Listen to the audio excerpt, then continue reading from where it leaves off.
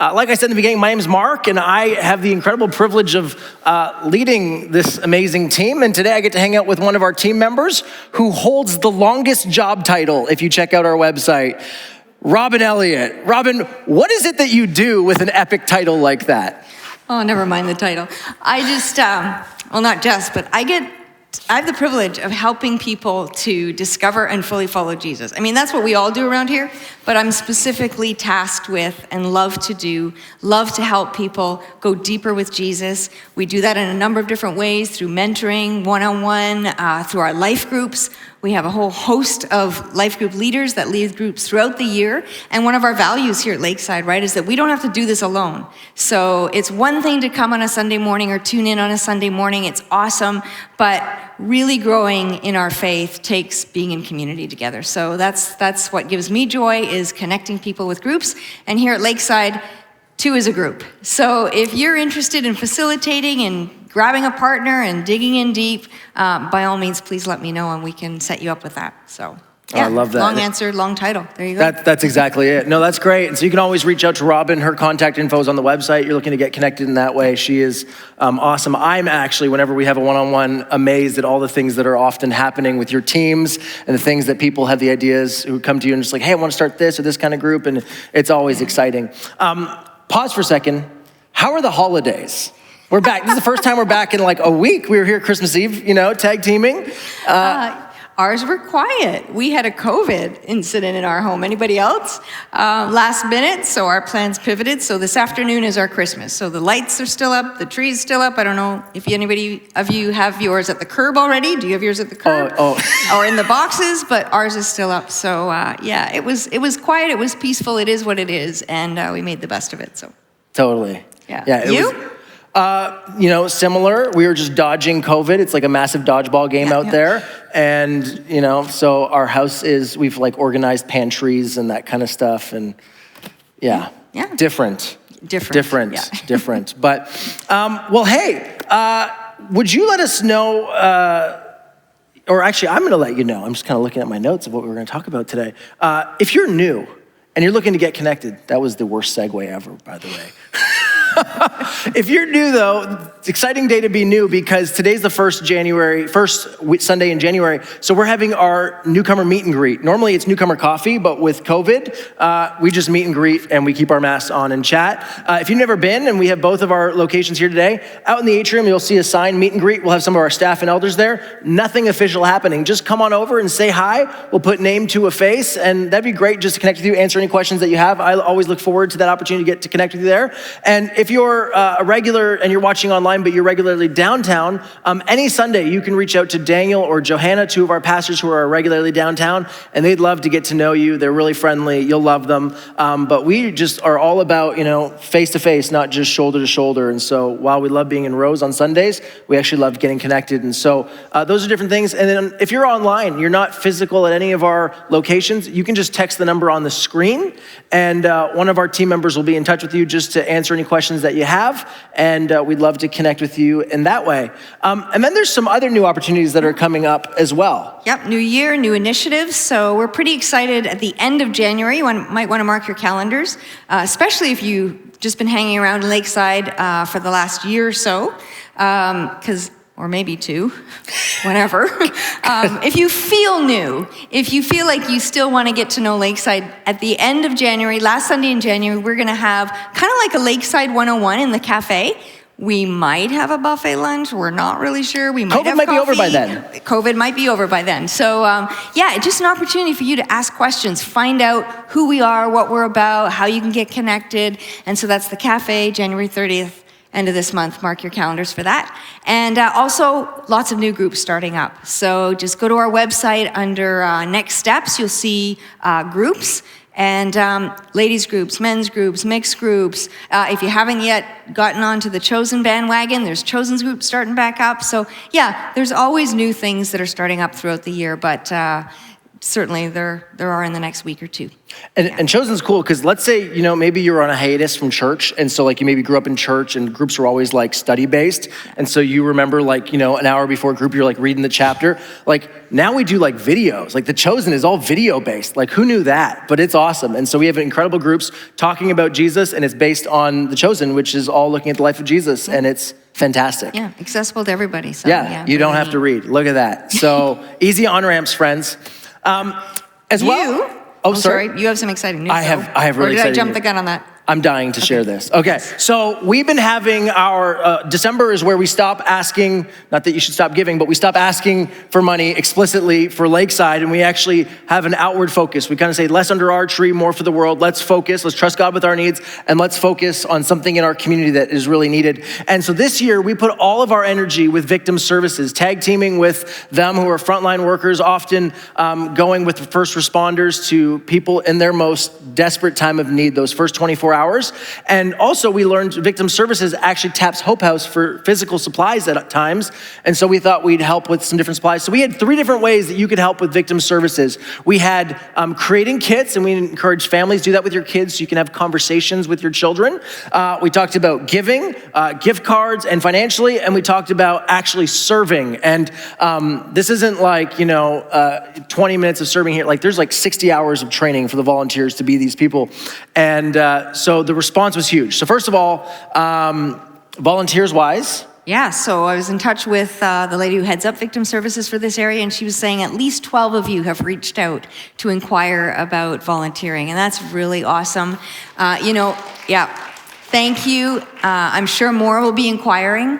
And the neat thing is, it is a huge commitment to do the actual on-site victim services volunteer. But she said, if some people inquire and they can't maybe commit to that in this season of their life, there are other lanes that they can direct them to, to serve people in their greatest hour of need. So that was really, really exciting. So thank you. That's huge. There were tons of kits. In fact, our team went through them all, just kind of packing them up, and they were like, just kind of looking at all the prices and kind of thinking, there's about $1,200 worth of kits there, which is amazing.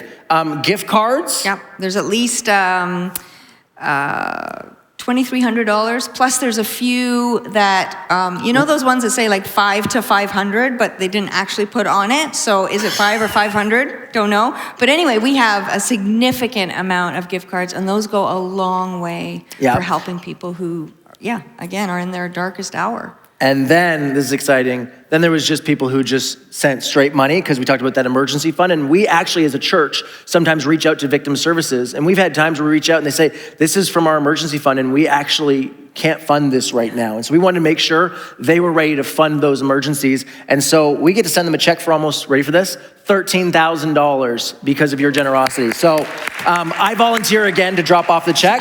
It's my favorite job. Yeah, I know, I'm so sacrificial. So altogether, that's almost $16,000 worth of things and money and gift cards that came in. So bravo, Lakeside, way to do that and step up for that. We're really, really excited about that. Robyn, now today's a little bit different. Yeah. You want to give us a heads up of what's coming and what are we doing today? Sure. If you've hung around Lakeside for more than a year, I've only been here 2, so I'm just new like some of you. This is an annual event. The first Sunday of the new year, we take time to just look back as a congregation, as those online, and to reflect, look back on the year past, look within, and look ahead. What is the word, or what is God calling us to? What word is he laying on our heart for this year? And so today is really special too, because we have our downtown congregation with us. So where's Daniel? Wave, Daniel. Somewhere, he's here somewhere. Anyway, we're just happy to be together as one church under the same roof. We're gonna be looking back in reflection, and I wanna give you permission today that this might be new for some of you, to actually sit and to hear and listen for the voice of God. But the songs we sang this morning, God's a communicating God, right? God is in us, God is with us, Emmanuel with us, and God is longing to share his heart's desires with us if we're willing to listen. And so that's what we're gonna be doing today. Now, it's gonna maybe feel a bit short. So we're gonna be asking you some questions to reflect on and pause, and you might think, well, I need a week on this, or I need a month on this, and that's great. This is like an appetizer. So we're just gonna walk through this, pause for a few moments here and there, allow you just to sit and to listen for the Spirit of God. But, take these questions home with you. We hope that people will actually build this into a daily, weekly, monthly rhythm in their lives. And so with that said, should we start? Yeah. Look back, look in, look ahead. Yeah. So I just want to invite the Holy Spirit. So if you would just join me. Holy Spirit, you're welcome here. And we're just excited to see how you are going to lead. We long to hear your voice. We long to know your heart, to know what it is that you would have us as a community of faith participate in with you. And so Jesus, Holy Spirit, come. Be with us today and speak. Amen. So I want you to just trust that the Spirit of God is going to speak today. And whether or not you hear something in the moment or maybe on your drive home or later this week, the Spirit of God will speak when the Spirit of God is invited. And looking back, we call it remembering, is a thoroughly biblical and spiritual activity. It's not just, how we kind of think about it. Oh, I forgot my grocery list. I got to remember the things to get the grocery. I got to remember so-and-so's birthday. Remembering is a spiritual exercise, really. And sometimes we remember in the context of lament. We look back with a pining. And we see this throughout the Psalms, the prayers of the Psalms. Psalm 42:4, we see David just lamenting that he used to be able to gather with the congregation in the house of the Lord. And man, can we ever identify with that? I mean, I've heard this verse a million times growing up, but now it's just like real, like, oh yeah, now I know that pining. So we look back sometimes with a pining and we remember. Sometimes it's in the context of gratitude and praise. Again, we read in the Psalms, I will remember the deeds of the Lord. Yes, I will remember your miracles of long ago. Steve and I were just reflecting this past weekend. It was a year ago, really at this time of year, that we were looking down the barrel of a year of radiation and chemo for our son-in-law. And it was kind of dark. And here we are at the other side of that, and we are looking back. We are remembering with praise and gratitude for what God has done. So sometimes remembering is gratitude and praise. Sometimes remembering is a faith-building exercise, as we also see in Psalm 78. They remembered the miracles that God had done, the way that God had provided, because in that moment, it just feels lost and dark. And so you need to reach back and remember, yes, God is faithful. Sometimes remembering is a cry for solidarity. Paul says in one of his letters, remember my chains.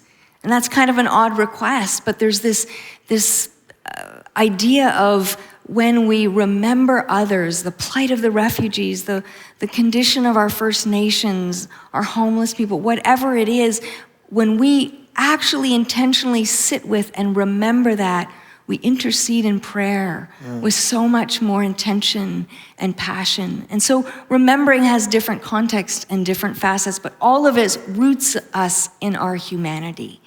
And this one life that we've been given. And I think that's hard for some of us, because depending on the family you grew up in, you have family rules growing up, right? And some of them were never mentioned, but you knew them.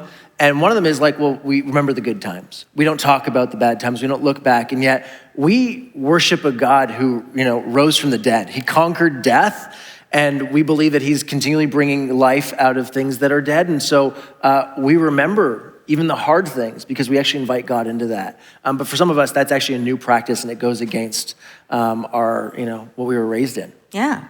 And in a biblical sense, remembering is more than just remembering as we know it. It's not just recalling. It's actually living in the reality of the memory. So, in other words, how we live now in light of those memories. How do they form us? How do they change us? What do we glean from them? They are, in a word, I guess, efficacious. Our memories actually can inform how we live. So, as we move forward, are we ready to try this? For some of you, it's new. Let's try this. We're going to take some time to pause. The band is going to play in the background, and together we're going to collectively listen for the voice of God. If I were to ask you to look back on 2021 and in one word or 3 words or a phrase, describe the year. And I know that's probably asking a lot, but what would it be?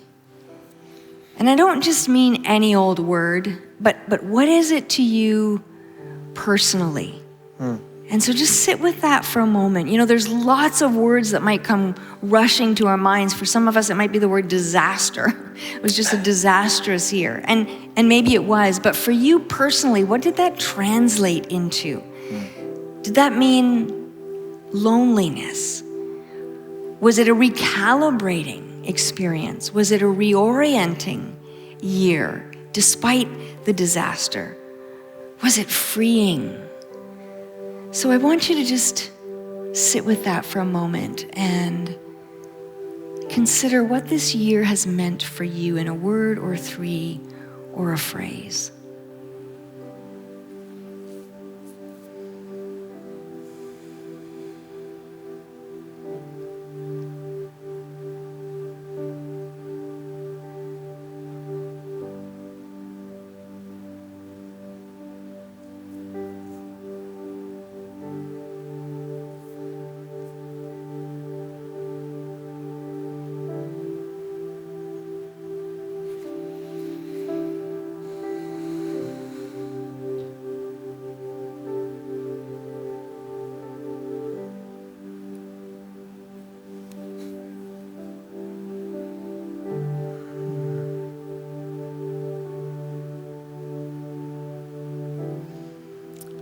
You can keep that in the back of your mind or take it home with you and consider it in the weeks to come. But I just have a series of questions, and they're not complete. They're just a few sort of starters. Appetizers is a word you like, Mark. And so I'm just going to read out these questions, and I invite you to pause. They will be on the screen after, so don't feel panicked to have to write them down. In 1 Samuel 7, it's a passage that's sort of buried in the Old Testament. There's this story, a very powerful story of the people of God, and they were coming against an enemy, a formidable enemy, and it looked like annihilation was in their future. And the king at the time called the nation together to discern, to listen for God. And this is what he said. He said, "We don't know what to do, but our eyes are on you, Lord." And isn't that so often the way? We don't know what to do. We want to have a roadmap. That would be so nice. But our eyes are on you. And that was sufficient for them to be able to then listen to God. And so as you look back, is there a time in this past year where you felt God carrying you, or providing for you, or strengthening you, or that he was present to you in a very powerful way? In this story I just mentioned, they survived this encounter. God gave them the victory, and they set up a stone of remembrance. They called it an Ebenezer. That's what it means, stone of remembrance, stone of help. And maybe you can look back over this year and think, yeah, there was that time, this stone of help where God was there. Have you changed this year, either for the better or for the worse? If you can't answer that, ask somebody who lives in the house with you. They might be able to help out. Have you changed? What has this year done for you? Was there a silver lining? Was there a realization, a refocusing, a gift of time, a distilling of the essential? If you had to live this year again, what wisdom would you share with yourself? Yourself from a year ago? What relationships thrived this year, and why? What relationships suffered this year, and why? We're just going to give you a few moments to sit with those questions. They are on the screen.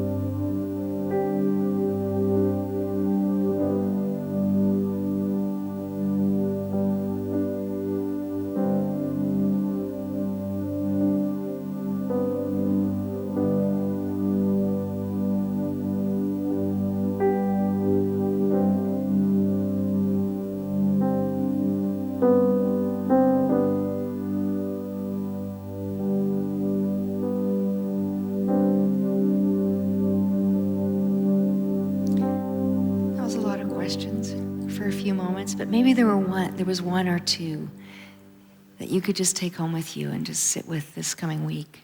Yeah, that was, even as I did that, a word came to mind that I would have never thought, off the cuff, how was 2021? And yet God made that really clear. And as I looked back, it was really powerful. So I'm looking forward to unpacking that with Tri later tonight. But, and if you're someone like me who has a terrible memory, go through your phone's photos.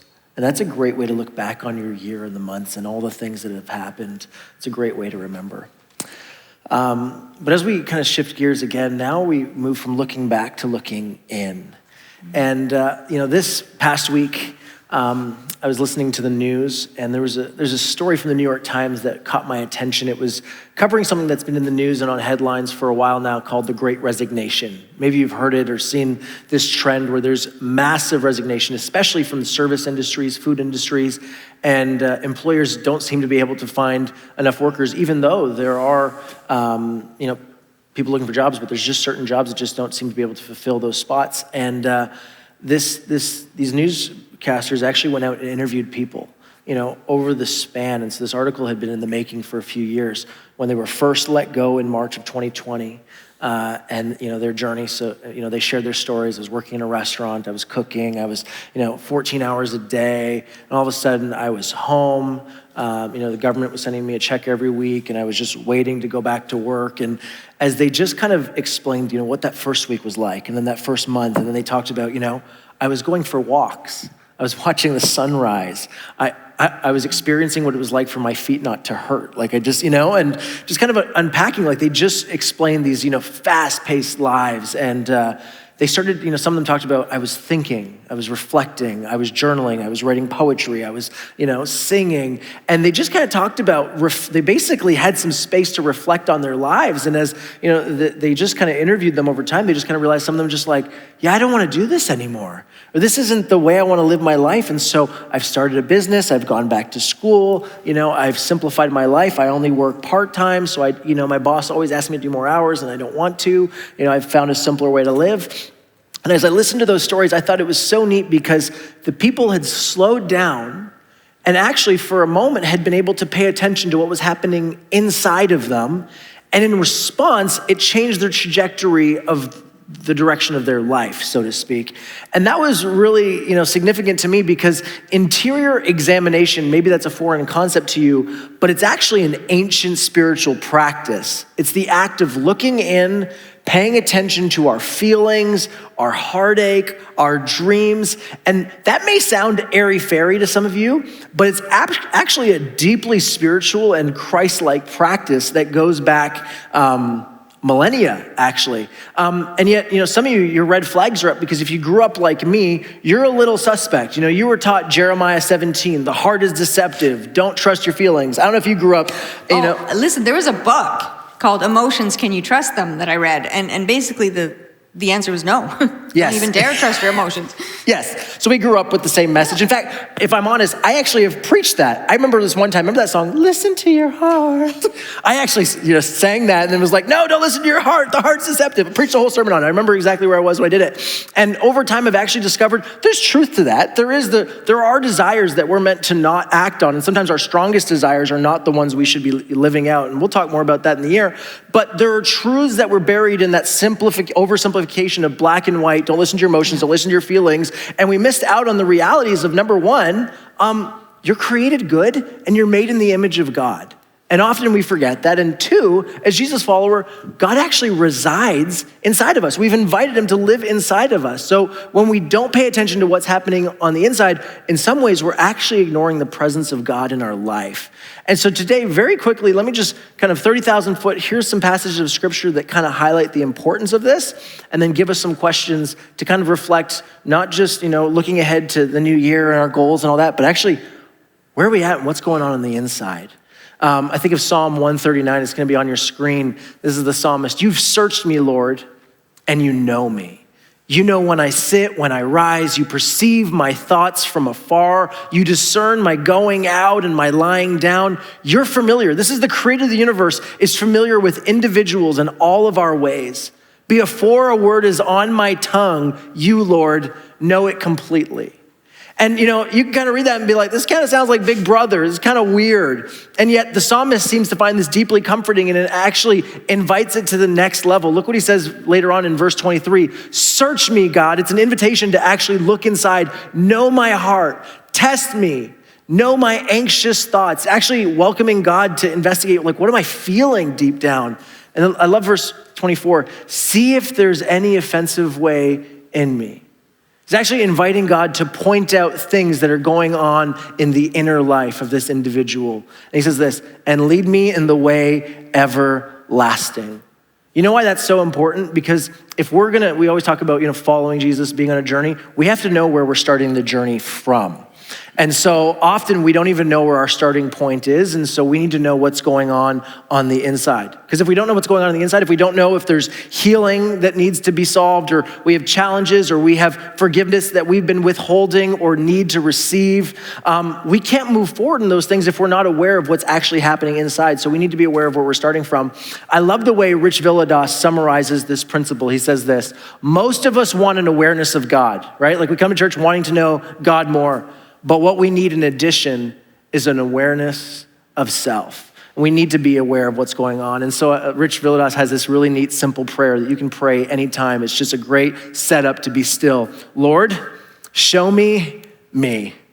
Because often we're the least aware of what's happening on the inside. We're so attentive to what's happening around us on our phones, and yet, we have no idea what's happening inside of us and in our bodies. And so let me I want to give you three things, of what looking in gives you, but I'll give you the first two up front, which is looking in makes us aware of reality.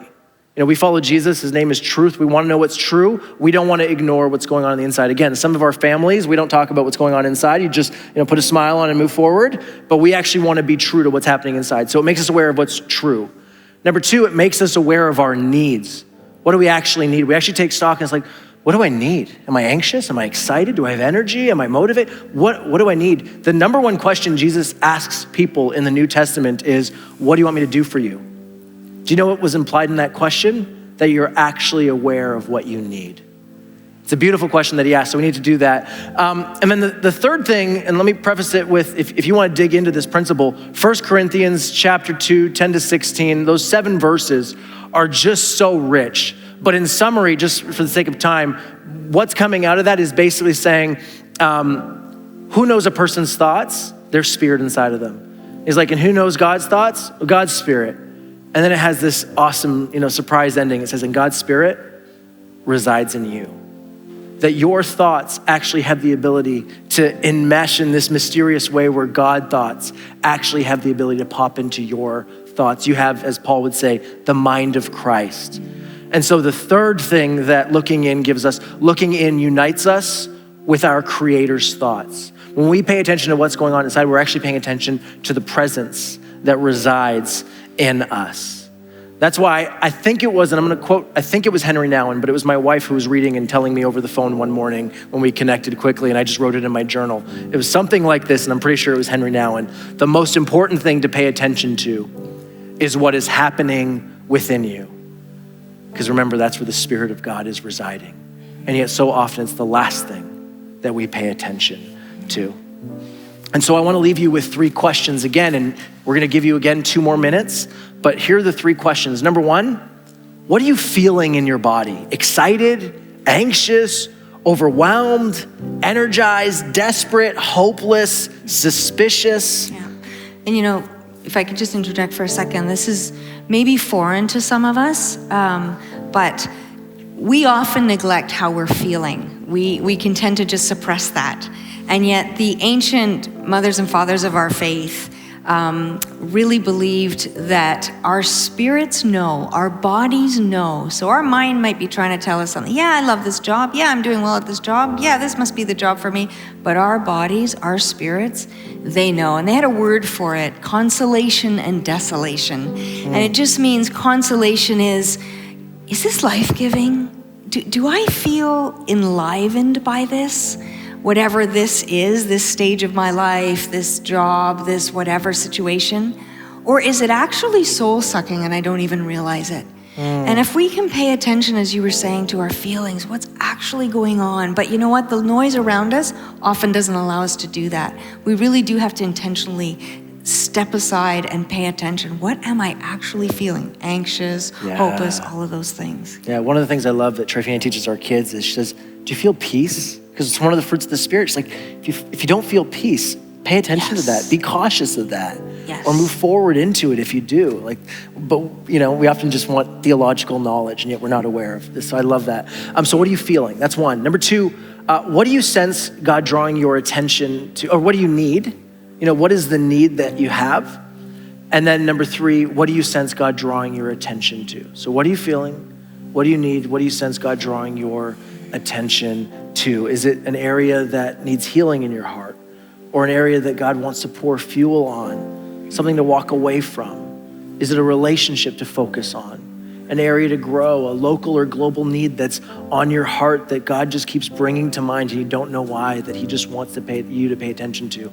So just take 2 minutes, and then after that, the band is actually gonna sing a song called Peace Over You before we go into our third segment. So just take 2 minutes with those 3 questions.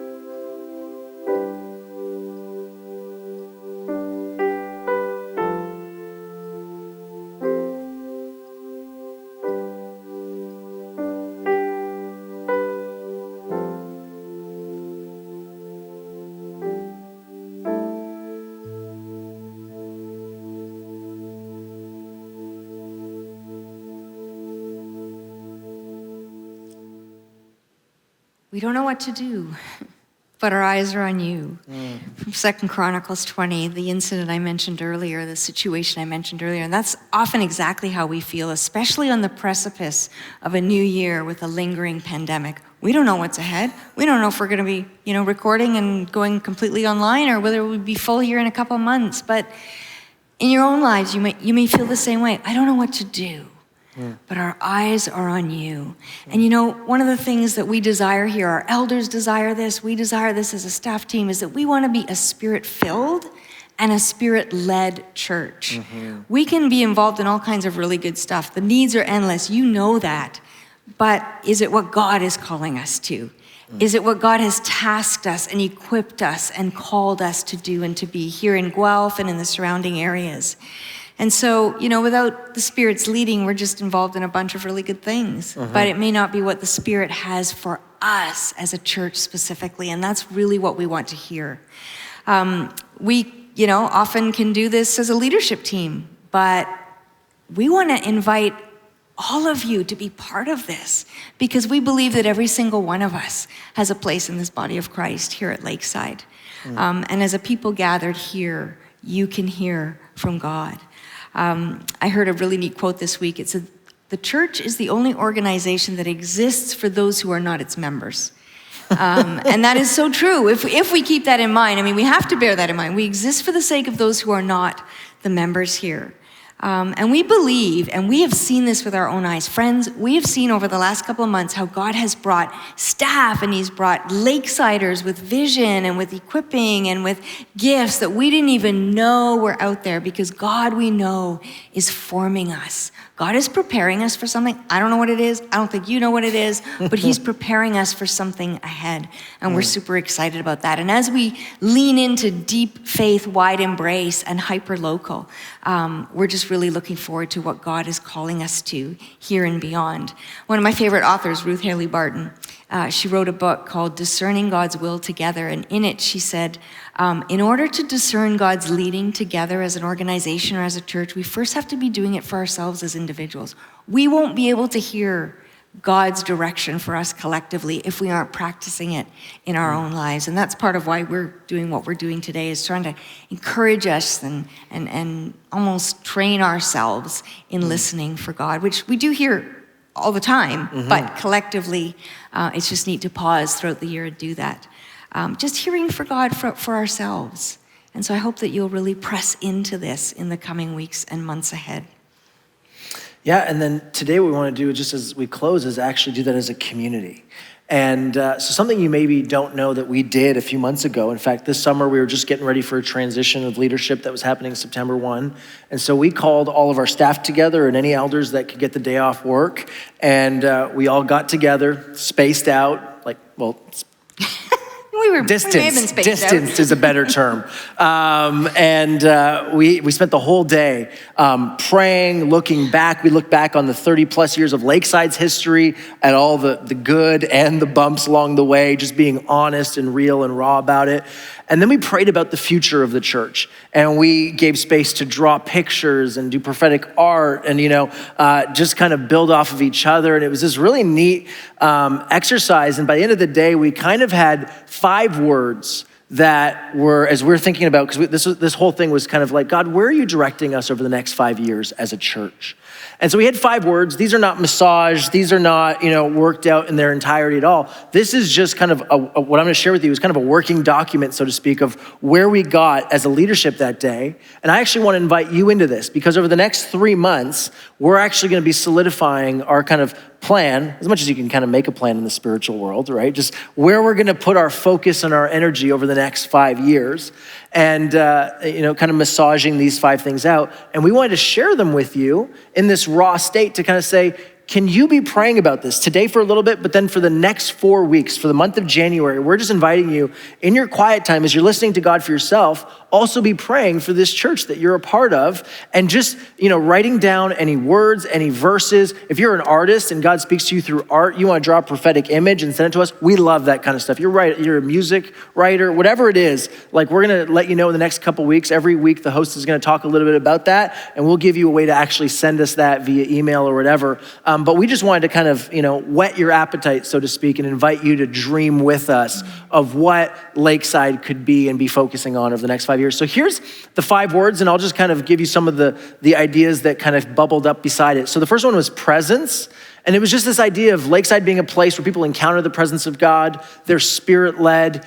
Prayer is something that we believe deeply in. I kind of have this, image of a university student 20 years from now on the other side of the country saying, I went to Guelph U for, lawn science, because it seems like that's what people study at Guelph U. And I went to this church called Lakeside, and from there, I learned how to hear God's voice. And I've been listening to it ever since. That's a win. That idea of this is a place where people learn to encounter the presence, and it's not just here, but they learn how to take that with them. Number 2, we had this image, it was on every paper of oasis is kind of the word that we had to describe it. It was, this idea of water in the desert, palm trees, shade, rest for the weary. A lot of images about our 95 acres, which by and large have been undeveloped for 30 years. So there's something that we feel in there, a gathering place, a place of healing and retreat. Those were some of the words that kind of went with oasis. Number 3 was mission. And this idea of serving our city, hyper local, not just serving our city, we actually had this vision of serving the churches in our community, generosity, equipping people to serve out of the fullness of what God's created them to be. This last week, as I've been praying, I've just had this sense like there's something to do with Celebrate Recovery and Grief Walk. Like God's already moving there. And so how do we throw fuel on that fire? I don't know what that is, but the fourth one is diversity. That sounds cliche, and you probably just think ethnically diverse, but we actually had all these different words, sociologically diverse, from all different spheres of influence and status and all that. Theologically diverse, we already have this with things like baptism, but just seeing Jesus as our center. We talked about centered set theology, and so what does that look like? Generationally diverse, 9-year-olds and 90-year-olds. We just think that's the community of God. And of course, ethnically diverse. In a sense, we look like the city that we call home. And that's really important. And then last one, maturity. This is a place where people grow, that we actually have an intentional plan for how we help people grow from birth to death to become more and more like Jesus. The ability to actually feed themselves and then multiply and feed others and take responsibility for their own life. So those are some of the words. And so I just want to give you a minute and then I'll bring us back and we'll sing a song together kind of as a declaration. But just a minute, just allow those words to start bubbling up and the Spirit to start speaking to you and just start taking note of that. We'll just pause for 60 seconds. And again, that's a whole month-long project I'm inviting you on though, okay?